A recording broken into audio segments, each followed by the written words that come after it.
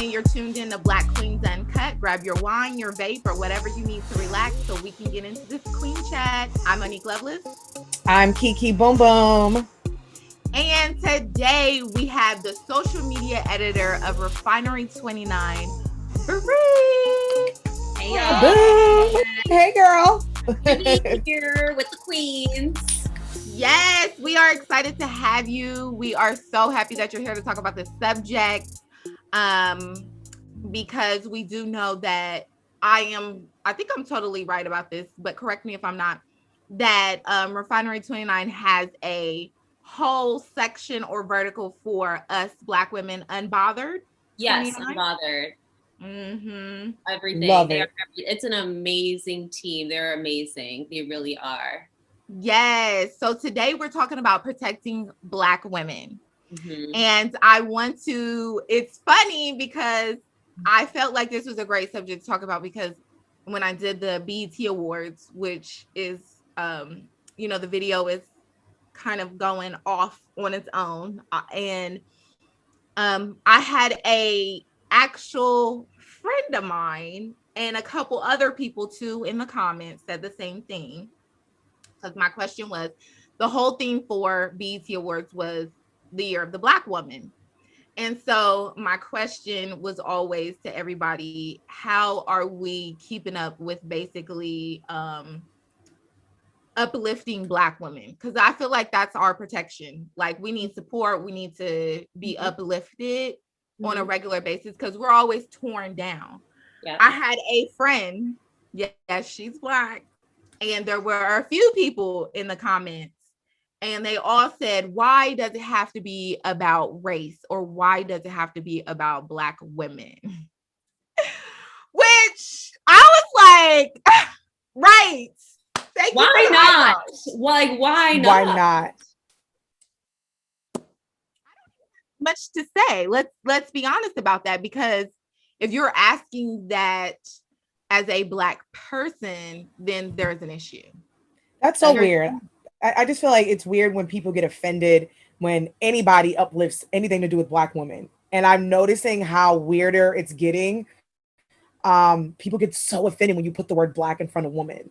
If you say anything like, we want to celebrate Black women, everyone's like, why? It's like, fam, there's so many there are social media pages dedicated towards Latin women, Asian women, Native women. Why can't Black women be celebrated? And why can't we be celebrated at home at Black Entertainment Television, a company that is now there's a lot of women now at the top, where before, because I come from the BET family, I used to intern there, it was a lot of men at the top. Why can't we why is it? I don't know. I just feel weird when people get offended. It's like people just genuinely hate Black women. So if we breathe, shit, sneeze, they're offended. Yeah, I feel like it goes back towards like a brainwashing of the whole Black women are fine, they're okay, they're strong. It's like in our blood, we're supposed to always be okay. So the moment that we say, you know what, I need to be uplifted, I need some love, I need support, it's a problem, as if we're not human.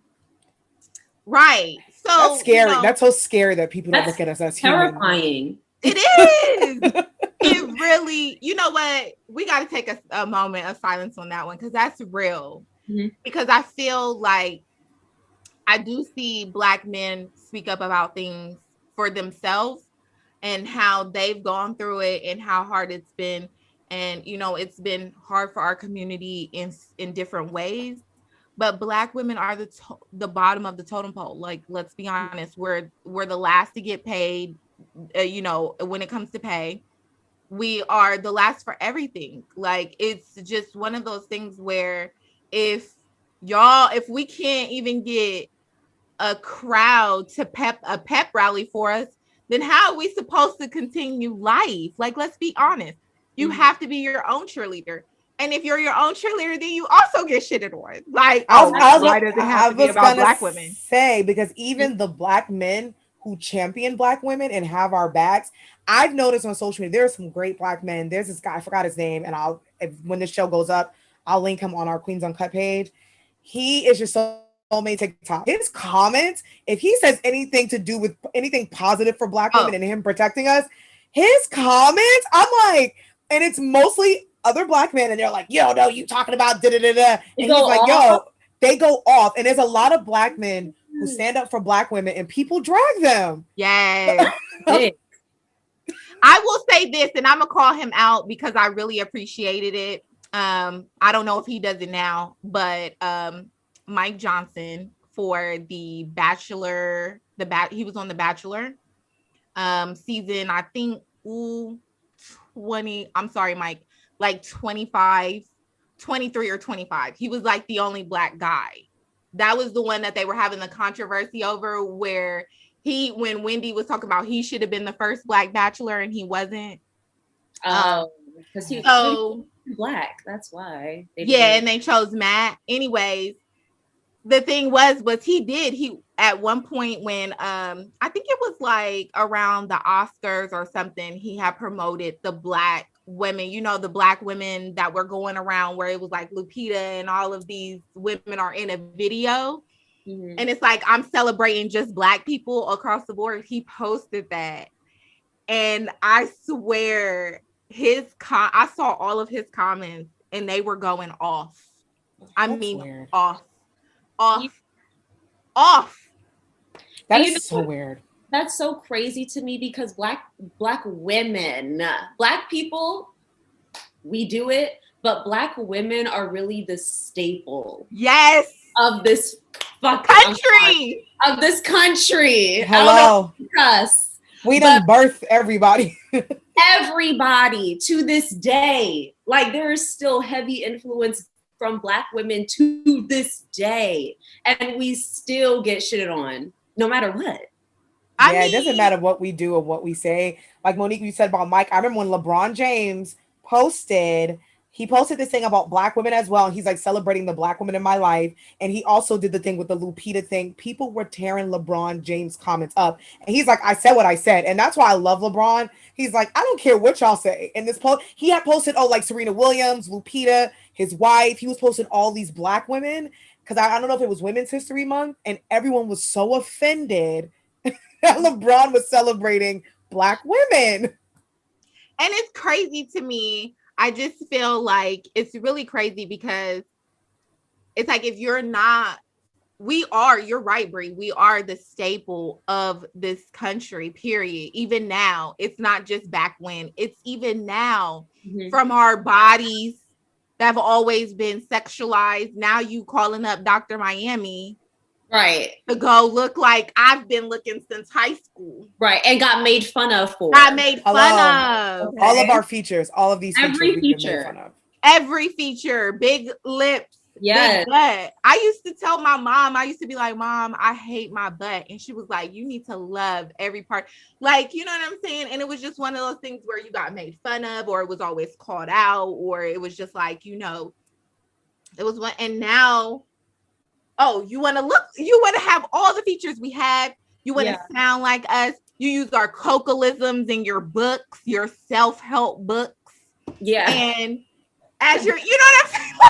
Like everything is okay, just as long as it's not on a black woman. Exactly. Everything else, it can be on anybody else. It just can't be on us. Exactly. And I think that's the shit that blows my mind. And you know what's wild? It reminds me of when not even way back, it was pretty recent, when Lil Wayne had his podcast and he had 50 Cent on. And they were talking about how there's just something about exotic women. Like, I don't know, I just can't get with black women. But all exotic women usually have black in them. Try to look like black women. And to be honest, it's really sick to know that as a man, they're only with you because of your status and your money. And the only reason, and that, and you're okay with it because it looks good on your arm. And you can't be bothered to go for a black woman that looks like that exotic girl naturally, because you have to come at her correct. And she's not going to do the bullshit. And that's the thing, though, when you do that, because you brought up a great point. When you do that, it's usually because, first of all, we're going to buckle down and help you build. We're going to make sure you at where you're supposed. You know what I'm saying? There's so much more to why you have to come at us harder. Yep. Like we're starting to understand our value and our worth, and you want to be lazy about it. Exactly. We're gonna hold you accountable for shit, and we're gonna make sure that you know your worth. But we want you to be your greatest, but also hold you accountable. And some men get uncomfortable with that, and they feel like, oh, I don't have to be with a black woman because she does X, Y, and Z. But you're with someone who literally is emulating us. It's just that they're not black, and I find that creepy. That is so weird to me that certain black men, it's different if you're a man and you meet someone and you fall in love with them and you're not obsessed with their skin color. That's completely different. And that's not what we're talking about. I'm talking about the men who literally go out their way to look for women who are not black and talk shit and talk down on black women. I don't date black women because X, Y, Z, but I date her because she would make me a sandwich. Like that's just so creepy and weird. And if she doesn't, no, they always say she doesn't argue. She doesn't argue. And if I'm a white woman or any other woman that's not black, I'm offended now because I'm like, well, damn, and that's so offensive. And I'm about to argue with you. And but the thing that's crazy is also though, then we have black women who are looking at, and Unbothered did an amazing piece about people like Kevin Samuels and Steve Harvey who have their romance, the what is it, relationship experts. And really, it's like, but then you have black women looking at them like, oh, well, as a black man, he must have a point. He must have it breaks my heart. Like, sis, that shit is... I be want to go in the comments and be like, girl, let me save y'all. Stop listening to these men. And I think something for women, you know, some people call them the pick-me's, right? Like you said, I think they look at these men, they look at their status and they say, well, they're doing it right because they're a man and they tell me what men want. Not realize that these men are manipulators, they're gaslighters, they're anti-black. Not Steve, I want to be Steve, like Kevin Samuels. And divorce, cheaters, they are anti-black women. They're anti-self. Anti-self, and a lot of shit that say like Kevin Samuels spiel is close to white supremacy. So men like that want to be a white man so bad, and they just dump on black women. So when women are in the comments like, yeah, he do be speaking the truth, y'all just mad. I'm like, ladies, no, please stop listening to these fucking self-help people because they don't have like, right. Love yourself, please. Get out these fucking comments and stop listening to these. They're human. Stop. Look within. They're not giving you the right advice. So I think it's scary to have these people and millions of people like them. Right. It really is. But I do have this question. Do you feel like last year's Black Lives Matter and the movement and the way that it moved, do y'all feel like that has helped around more protection for Black women or more uplifting of Black women? You know, I'm gonna be real. My tea, because I heard it in the tone. I'm gonna be real. I feel like the efforts that were put into Black Lives Matter last year, that was amazing. It was great. Yeah. However, I feel like all it did was put everybody in a bubble. And there wasn't a concentration on how we can help Black males and Black females because the struggles are still very different. Yeah, that's true. Honestly, I feel like, I'm sorry, but when we look at Breonna Taylor and the way she was treated, and then we look at George Floyd and the justice out for him, it's kind of like, so was she only going to get real justice if it was caught on camera the way it was for George Floyd? And how much are we doing to try to prevent the same thing from happening again with Breonna Taylor? So it's kind of like, I honestly feel like Black women got brushed to the side with this. Right. Real. I agree with you. I totally agree. I feel like we continue to get brushed to the side for a lot of things. Like, the hashtag Me Too movement was started by a Black woman and it got taken over by white women. And they're pretty much the only people who are now getting justice.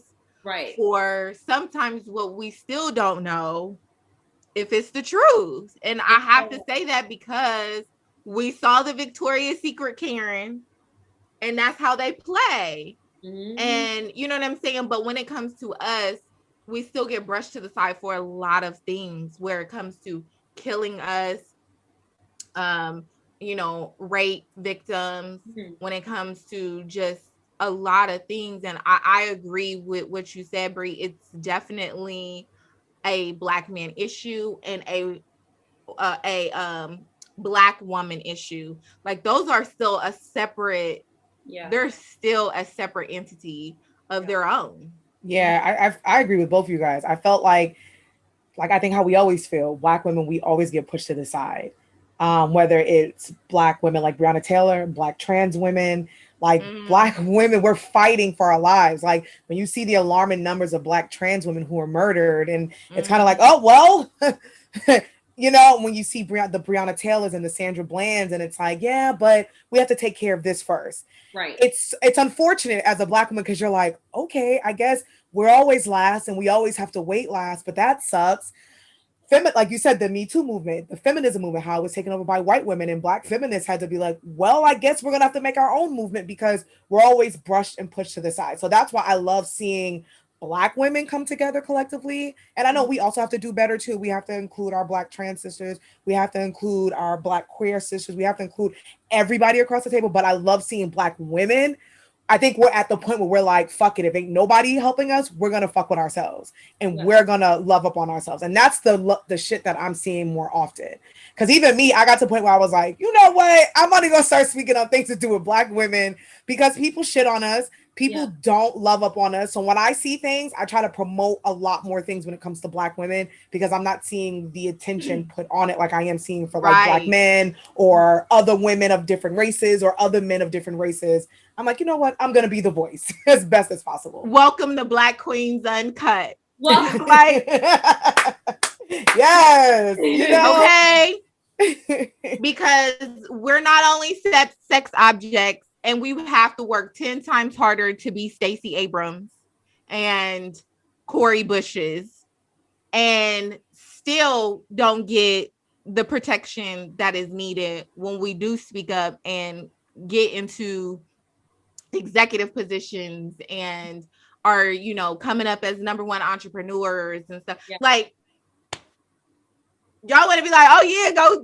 Black businesses, but y'all, it still takes the in-betweens to get there. And as the in-betweens to get there, it's like we're at that time, and actually me and our producer talked about this, it's like people just overlook us so much. It's like you just think we're all the same. We're just one monolith.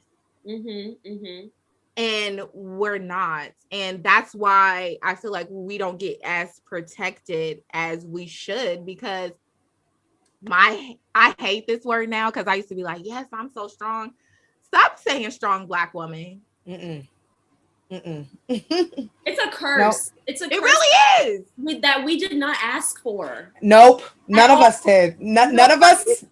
There was not one Black woman that said, "Ooh, let's be the strong Black woman." No. I don't need no man. Nobody. No. None of us did. Someone else, a white person, I feel like gave that to us because no Black woman has said, I'm the strong, like you said, Brie. But I think it goes back to they don't even see us as human beings. They see us as weirdly different. And I think about the Black women in the medical situations when we're in hospitals, where I was reading that, like, you know, a lot of people go to medical school, and statistically back in the day, they told them that Black people had different pain from maybe white people or Hispanic people, or Black women can go through certain things. So they don't even look at us as humans. So the whole like strong Black woman thing, I'm like, we did not coin that. We are human beings. We have feelings. We are sad. We are tired. We're exhausted. We're happy. We're depressed. We have anxiety. We're bipolar. We go through it all. And I hate that we can't express that because then you talk too much. You're angry. Yes. You're angry. You're angry. Yeah. Or you want a pity party or just suck it up. You know, I didn't realize this because I'm from DC. So that's chocolate city. So that's just Black people everywhere. Yes. But when I came to LA, I didn't realize so much hate that Black women go through until I came here. Girl, I'm from Ohio and I say the same thing. I'm from Ohio. Listen, I'm from Ohio. There is no in between. There's Black and white. That's it. And the Black people are all broke and in red zone, south side areas. So I came from that, and I never experienced as much hate against Black women until I moved to LA. Yeah. Facts. And people look at me when I say that like I'm crazy, but I'm not. I thought I was crazy. No. I thought I was crazy for the first 2 years that I lived there because I held it inside. I was like, is it me?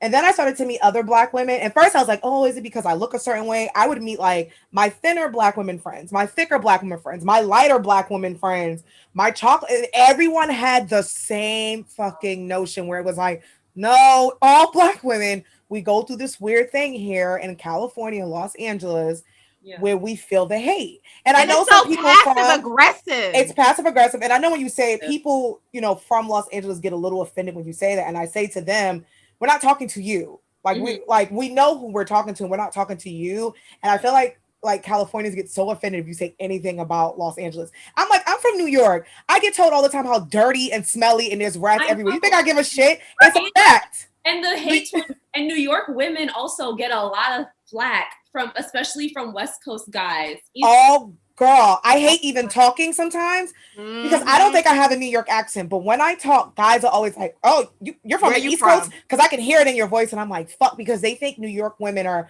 aggressive and mean, and I'm like, "Oh my God, I'm so soft." Like, don't go by the accent. I'm from New York, but I grew up in Boston, a racist ass place. I don't get offended when people say that because it's a fucking fact. So I think like Black women collectively, when we come to Los Angeles, we're not speaking to the natives from there. And I just want them to stop getting offended when someone has a negative about their experience in Los Angeles. We're not talking about you. We're just talking about our experience and what Black women have gone through in the state of California. It's a fact. We go through it everywhere, but if the shoe fits, if you feel a type of way, maybe come on. Maybe I am talking about you then. Maybe shit. Something that really stuck out to me, I've never experienced in my life. Because the thing is, I came out here being like, I was in DC like, I'm the shit. I came out here like, I'm the shit. And ain't nobody about to tell me otherwise. No, that's right. And so when I came out here and I experienced the nightlife, I'm like, okay, cool. But I started noticing little things. And I'm like, hold on. They definitely tried to charge me at the door, but they let these two little white girls in with no problem. Girl. Like, never forget. Because let me tell you something. I'm one of those girls. I'm not paying for anything in the club. I'm not paying to get in, and I'm not standing in a line. No, that's right. So when I'm not standing, I need a table. I'm not standing. I need a table. And I will never forget my birthday weekend. I went with 4 of my girlfriends. And I watched the doorman, a white man, tell the promoter, a Black guy, to come and tell us that 2 of us were okay, me and my other girlfriend who were slimmer and our skin tone, but the other 2, one was bigger and my skin tone, and the other one was super tall and super big, super butt, but like short hair and a little darker than us. They had to pay 40 each. And so when my friend, the bigger one, she was like, why? In my head, I already knew what was good. And I was like, girl, don't even worry about it. I'm not even pressed to be in here. Because even if we could get in, I don't even want to support a place like that. Exactly. Yes. And she's pressing the promoter and she's like, why? No, I want to know why I got to pay. And he said flat out, at the end of the day, it just goes by the way you look. Yep. And my friend and I, we went through that where the promoter was literally the guy, our friend that was getting us in. And he was like, nope, to us. And ever since then, I don't go out. I mean, before I moved to LA, I used to come to LA a lot and I already knew what the deal was. And, you know, truth be told, I'm from New York, but New York City is actually the same way. It's just that in New York, I think people get it twisted because New York is so diverse and it's a melting pot, but New York is actually really fucking racist. I'll say that on the fact. And I try to tell people that I'm like, it's segregated here. New York clubs are the same way, but see, New York, they do it a little bit differently than they do in LA. They're a little bit more passive. But a friend and I went to the same thing at the club and he was like, nope, they can't get in. I kid you not, this guy that I knew walked in and he had like a group of ugly women. And I don't like to call women ugly because I'm like a girl's girl. But I, at this moment, was so upset. I was like, and I said it, I was like, look, I was like, I know. Ugly. I was like, I know I'm a big girl and I know y'all don't really tend to the big girl community. But what you can't do is say I'm ugly. And I said, you let 4 ugly motherfuckers just walk in because they're white and thin? Mm-hmm. And the doorman had to laugh a little bit. He was like, I said, you good. I said, let's get the fuck out of here. And we ended up going back downtown and getting drinks because I already knew what it was. You know what I'm saying? I think we've all probably experienced. There's been times where promoters, I don't even have to show up. It's literally like send the Instagrams of the people who are coming with you. Oh, yes. Ew. I've gotten that. What? I've gotten that before. My friend is a promoter and he was like, I know you already good, but send me your homegirls. Yep.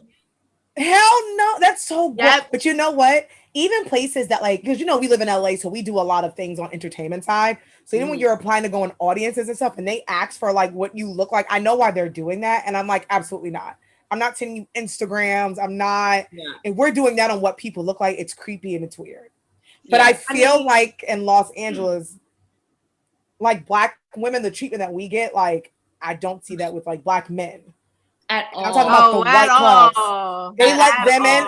They let them in with like a troll of like white women, and I know why they do that. And us, it's like no, bye. And then they get called out. So like when One Oak got called out, because the owners of One Oak own all of the clubs and bars in LA, like Harriet's, the Nice Guy, like they own it all, and they're from New York. So they got called out and they're like, we would never. I'm like, just because as a company you don't think you are, you guys own like 20 bars and clubs. Obviously, the way the doorman's talking, it got passed down and it got passed down, it got passed down. So obviously you guys are doing something wrong. Yeah, and then in management. And they got in trouble in New York for doing the same thing. So I'm like, if it's from state to state and you're only letting in celebrities and Black guys and everybody else but not Black girls, something's not clicking.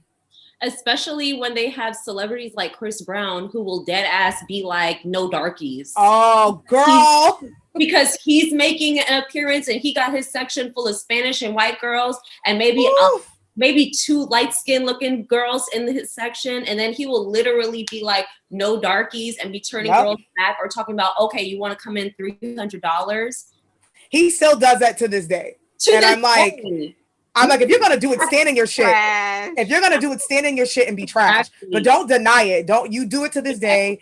And I like that women are now calling these guys out. I love that we are now standing up for ourselves and calling them the fuck out and putting it on social media. Stand in your shit if you're gonna be trash, Chris. Right. Exactly. Or stand in it. Stay in your crib in Tarzana. Hello, don't come outside because then you make it hard for us. Because now Black women, we have to now find a safe community and a safe space to go to. Because now we can't go to certain spots in LA, Los Angeles, because it's bougie and they don't want Black women in there. Mm-hmm. Right, but there is one thing that we can do. Okay, I have to put this in here because I was like, I gotta put it in. That's a great segue. We do have one thing we can do, and that is get your Luan massager out, ladies, and if you don't have one, make sure you head over to the website luanmassager.com because they are a woman-founded premium brand and they are looking out for all of us women, our queens, our kings, whoever needs a personal vibrator. They are looking out in luxury style in an unparalleled quality way. And I mean, it's real quality, like seriously. It's designed with pleasure in mind for all bodies. It embraces and champions intimacy for all with powerful, versatile pleasure tools that insist on bringing you the next level. And they're proud to be the people's go-to for orgasms. So you can count on them over and over again. I know that's right. Over and over. Yes. And over again. So yes, make sure you head over to their Instagram page or our Instagram page to see where you can hit the link and go straight to their Instagram or their .com, which is luanmassager.com or Luan Massager on their Instagram. So check them out. Yes. They got some good stuff going on. It's all luxury for anybody who wants pleasure and I call it self-care or self-discovery. Okay. Go check them out. Okay, so that was the segment for that part. But jumping back into our actual segment, I do have this question because this is really eating at me as well. Do y'all believe that y'all's non-BIPOC, which is Black, Indigenous, I hate that word. People, I know. I don't even know. Your non-Black friends, are they up on their allyship? Are they rooting you on? Are they protecting Black women? Are they doing their part to protect Black women? Your friends, your non-Black friends. That's a good question. I would say, like, for me, like, my people are my people and they're in my life for a reason. And you know, I'm old, I'm 35 now. So like I've done a good job, I think, of vetting people. And don't get me wrong, we meet new people every day. So I think my non-Black friends have done a great job of stepping up. They, even the ones who maybe felt like they weren't, even like during BLM, oh my God, a lot of my friends respectfully, like they were just so respectful. They asked me questions, and not the questions where they can Google, because I hate that shit. It was just like, how do you feel and what can I do for you? Not like, so what was the first Black, no shit like that where you can Google. It was just like, what can I do for you in the Black woman community? And a lot of my friends have been really, my non-Black friends have been really great about that. They're willing to learn. They want to be educated. We have really great conversations. We've been doing it before then. And, you know, I'm from the East Coast, so I have a diverse group of friends. One of my best friends is half Italian, half Salvadorian. So, like, my friends, I feel like, are doing their part and doing what they're supposed to do. Now, of course, there's acquaintances and there's peers and there's people that I watch on social media where I'm like, and I'm noting, I'm noting after those black boxes went away, I'm like, what's happening? Follow up. What are we doing here? What are we doing after the black boxes? So I think what that black box shit did, though I hated it, it did open the door and it showed you who people really were. It showed you who was performative and it showed you the people who actually really care. So like my friends, my people, my non-Black friends do what they have to do. I think they're great. And I think they don't have a problem with if they're not doing something. Someone is like, hey, you know, they're not mad if you hold them accountable for shit.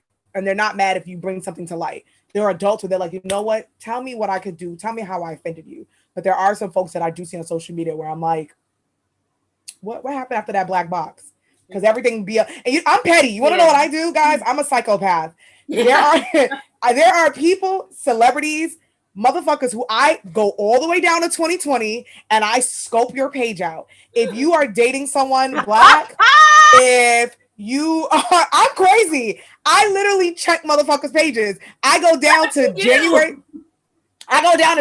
2020 because I want to see where your head is. And there's some people who still have Black Lives Matter up. There's some people who clean their pages out because I just want to see where your mindset is. I want to see if this was performative for you. I check Black people's pages too. Black people who I feel like, because you know, every skin folk ain't kinfolk. I check some of their pages too where I'm like, just because you Black, that don't mean you care about all of our issues too. I check everyone's pages just to make sure you're still on the same accord. That's just me though. I'm crazy.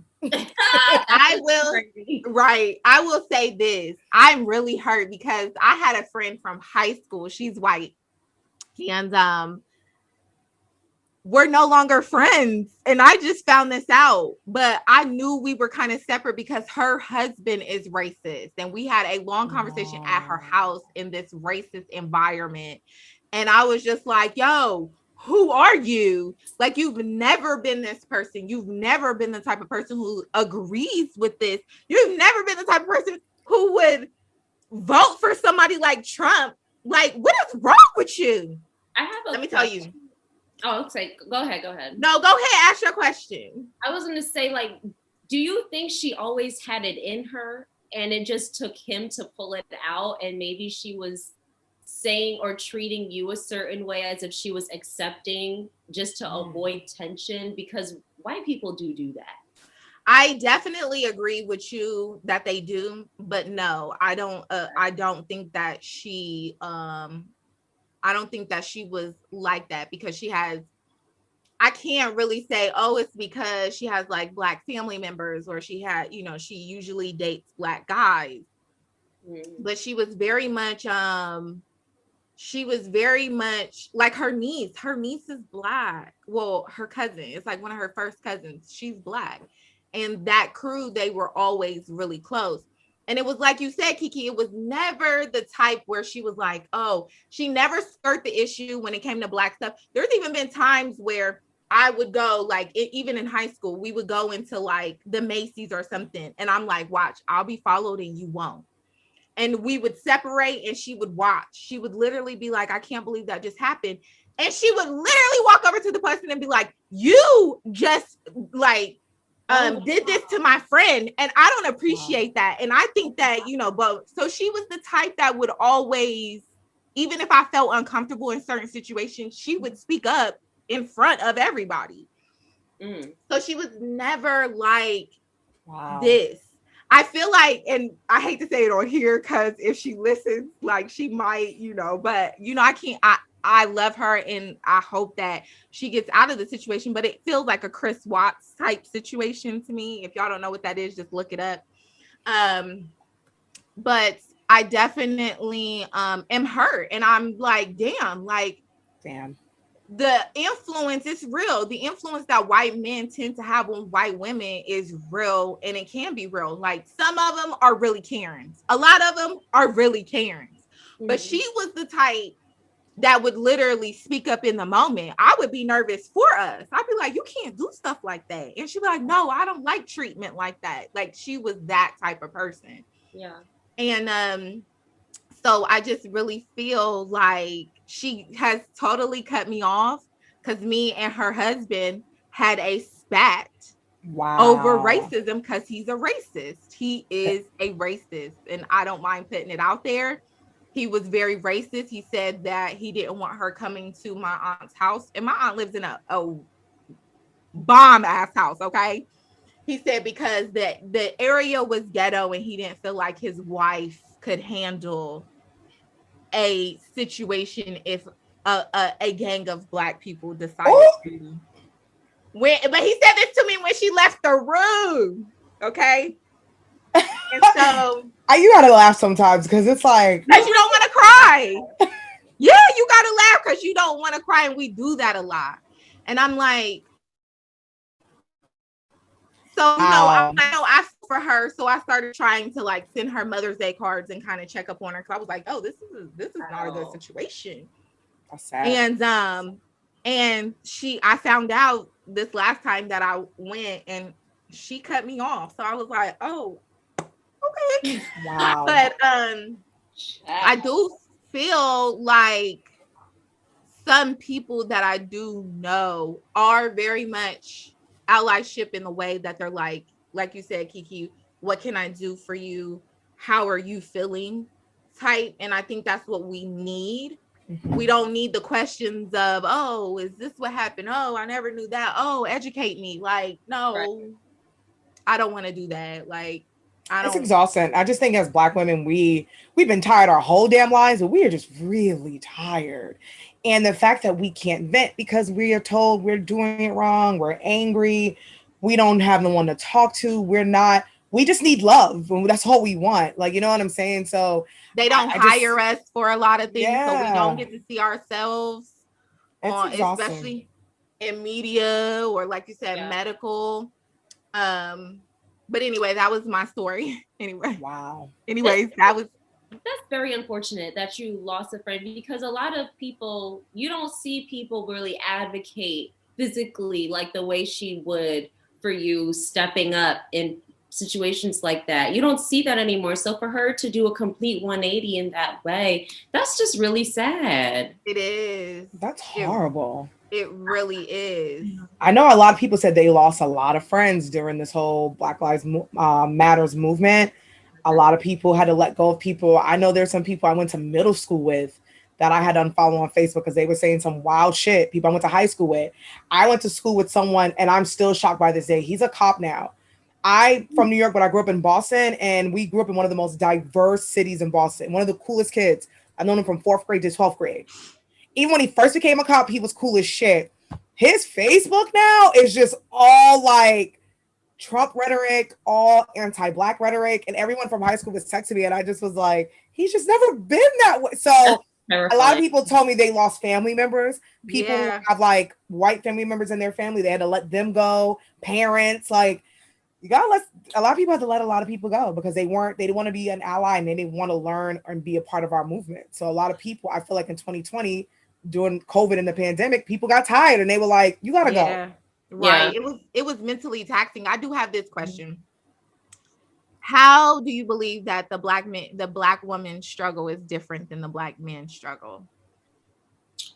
I feel like A really big part is the fact that when black men struggle, the black woman is expected to support him.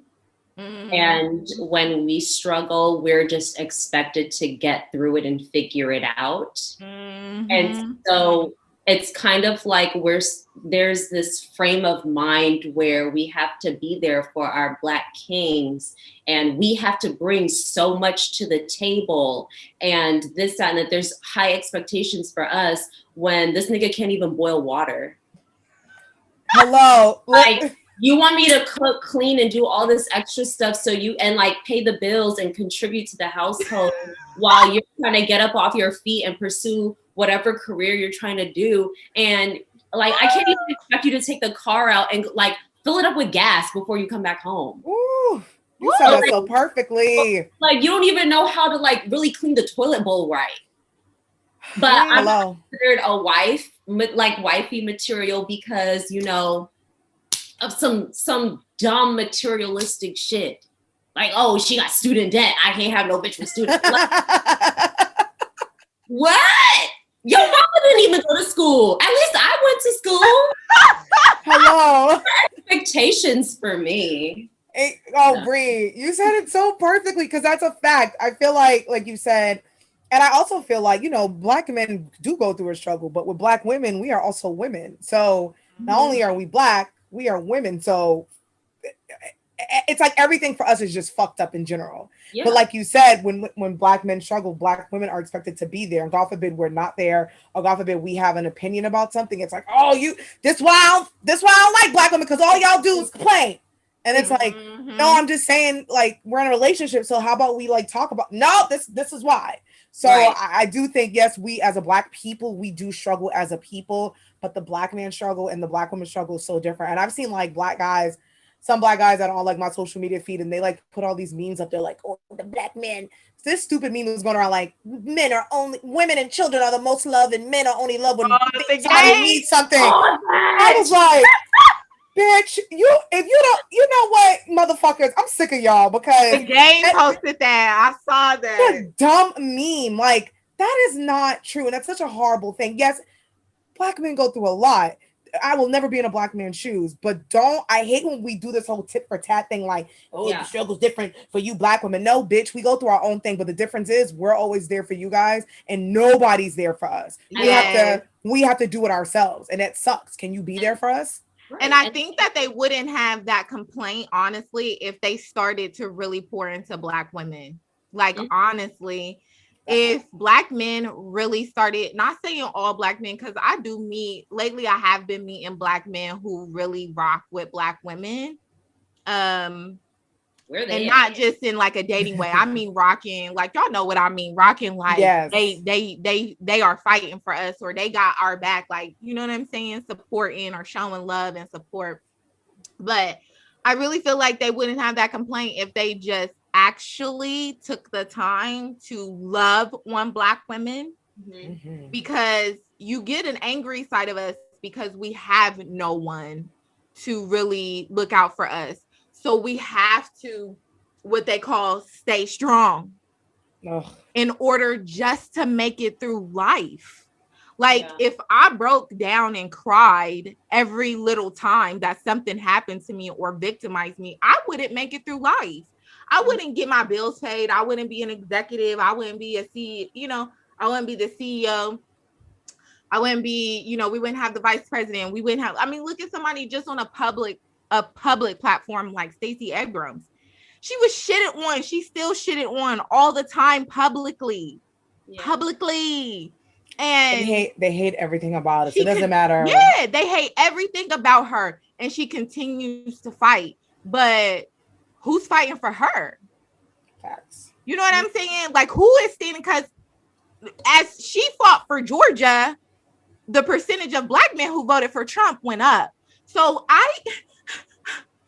you know what I'm saying? Like, if you were to actually love on your black women, because we are dying. Amanda still says it all the time. I want to be soft. I want to be feminine. I want to trust.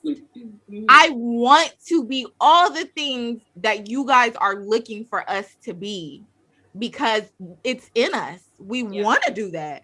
But if we let it fall apart, then what are we? What we won't be able to live every day, and we still have to live every day. We still have to get up, pay the bills, do what we need to do. If you don't, you still have to get up and do something in order to, you know what I'm saying? And then you have everything that happened to you before. Like most of the times, I would say majority of the times, our situation is different. Like if we make money, we usually have to go back and help the family. Other people usually don't. Other non-Black people usually don't. Yeah, they get to live their lives. They don't have to think about, you know, and that's always the first thing athletes say or entertainers say, yo, I want to buy my mama a house. Like we grew up in the hood. We didn't have nothing. We blah, blah, blah, blah. And it's like, but somebody on the other hand is like, oh, well, you know, I started my business and I do cryptocurrency and like, you know. It's the voice for me. Like, I do cryptocurrency and I'm just living my best life out here. And, you know. Yeah. But for us, we still, through those conditions, you mean to tell me you grew up in the hood, you grew up around crack houses and trap houses and all this stuff, and you don't have depression, you don't have anxiety, you don't have bipolar, you don't have none of that. You just trauma. Right. You just good. We come into the world of trauma. That's the thing. Like from birth, we traumatized. Right. And people don't realize that. Yeah. They've experienced it. Exactly. Yeah. And then so I was gonna say from childhood, like little Black girls, it's already imprinted in children. You see the difference. I've seen someone, I know I keep talking about TikTok, but someone made a great TikTok where they talk about the difference when it comes to little Black girls and little Black boys, or little girls in general, little boys in general, how little Black girls are sexualized and how we're treated because they too grown, and how women will say to little girls, you need to cover up because this man's coming, but won't tell the man, the nasty man, to get the fuck out this house. And I just want, like, it's not the little girl's fault. These are little girls, fam. And from an early age, we're already fucking demonized and sexualized, where it's a little bit different for little Black boys and little boys in general. Little girls are just treated we're treated like they have to grow up to be the caretaker of the home. That's what they're going to do when they grow up. And that shit sucks. So like you guys said, like since birth, we're born into trauma. And as Black women, we can't even release it because God forbid we do. All we do is complain and we're too goddamn angry. Right. And right. It's a shame. What also gets me too is a lot of these Black men who put these non-Black women on pedestals, they act like they didn't come from a single family home and raised with they mama. They Black ass collard green cornbread eating ass mama. Single ass mama. Because I'm tired of them telling me what's wifey material. Bitch, what's husband material? What spell husband? Okay. Spell material. Leave me alone. Please. She said spell husband. I know that's right. It's just, you're absolutely right. It's such a contradiction, and it's almost, it's like, I don't want to, because this is the thing, especially living out here, I've come to the point of saying, I don't think I'm going to find my husband here. We all have, girl. I honestly feel like I'm going to meet a man from the South and to do a long distance relationship and figure out how to come together. Yeah, same.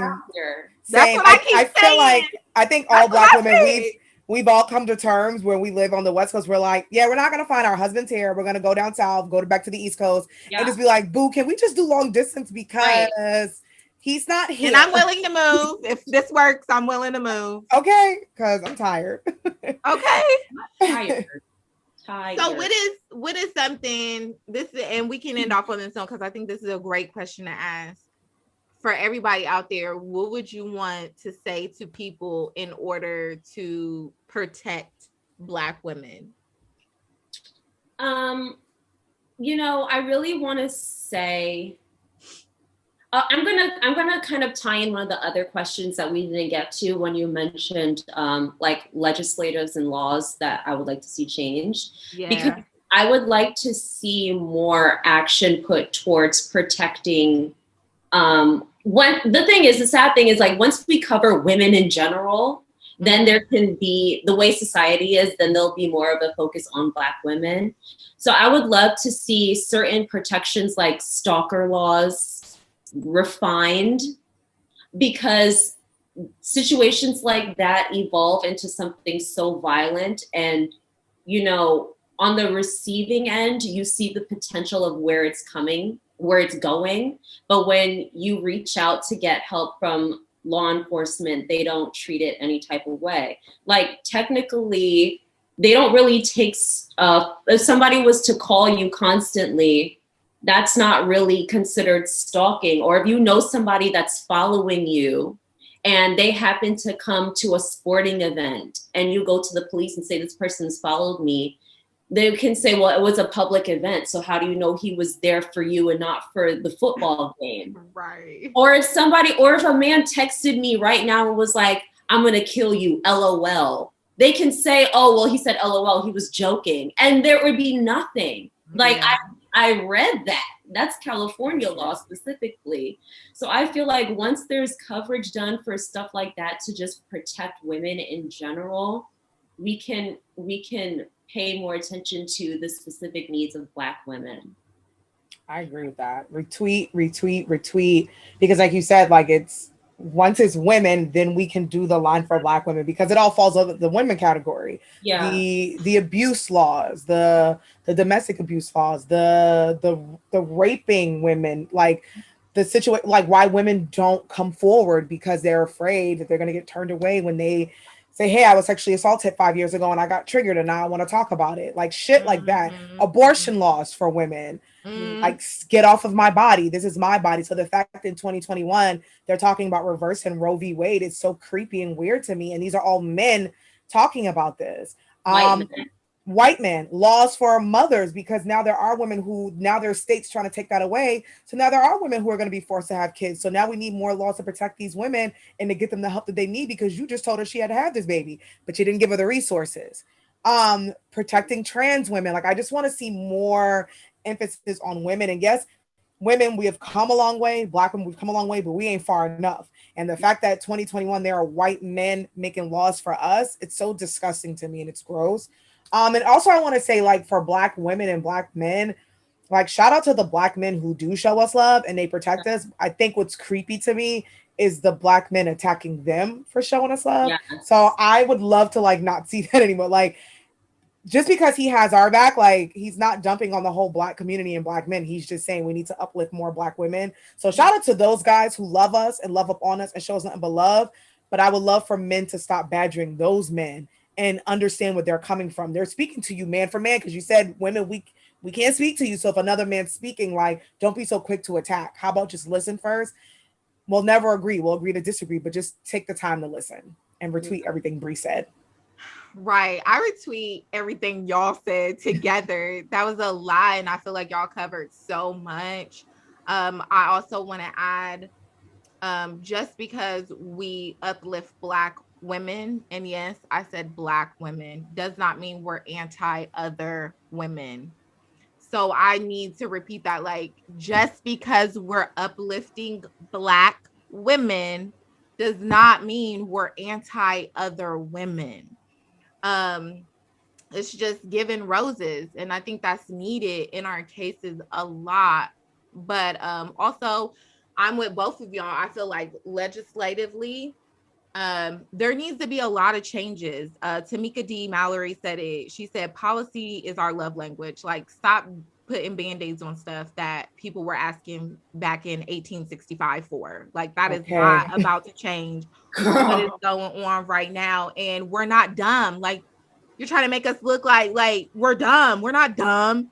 And so, it's one of those things where it's like, I'm with you, Kiki, about abortion. Why are we not exploring vasectomies? They're easier. They're faster. Cheaper, less risk. Yeah. Men need birth control. Okay. Yeah. And they can be reversed. Cause like one lady said on TikTok, cause you keep saying TikTok. One lady said on TikTok, a woman can be pregnant with one child for 9 months. A man can get a woman pregnant multiple times within that 9 months. Yeah. So we're not the issue. We're not the issue. And to see these things not even in policy, not even on the floor, not even being, you know what I'm saying? You're still arguing abortions. And you have Christians over here arguing about how you should be pro-life. Okay, but how about vasectomies? They're not. They're not pro-life, because if they were pro-life, they would be against guns and. Well, if they were pro-life, they would go adopt some kids. That's what they would do. Okay. And with especially, well, that's another conversation. Yeah, that's a whole nother conversation that we gonna have conversations about, because it's real. Yeah. But yeah, I just want to emphasize that. And I also want to emphasize this too, that I love my Black kings. And I love the ones who really are going for us, continue the work, continue to uplift us. Like I said, uplifting Black women does not mean anti anything else. Period. So I love my kings, and I you know, I hope that more jump on board to continue to uplift us and put the middle finger up to the immature ones who don't want to uplift us, because it's really not an issue with us that you don't want to uplift us, because you came from a Black, majority of the time you probably came from a Black mama, and so you are disregarding your ancestry, you are disregarding yourself. So it's projection, and I hope that you get the love that you need from wherever you're looking for it at, because at the end of the day, it's not a personal thing. It's you spitting out some shit that you are projecting from yourself. So, you know, and I want to continue to say this, as Black women, I love things like this. We have to come together and put the crowns on each other as well. Yeah. So that's super important, is to crown each other. And if you see one tilting, correct that shit. Pull her to the side.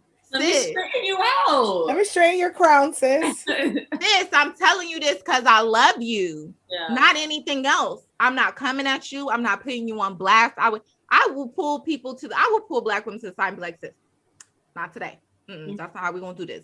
This is how we're going to roll.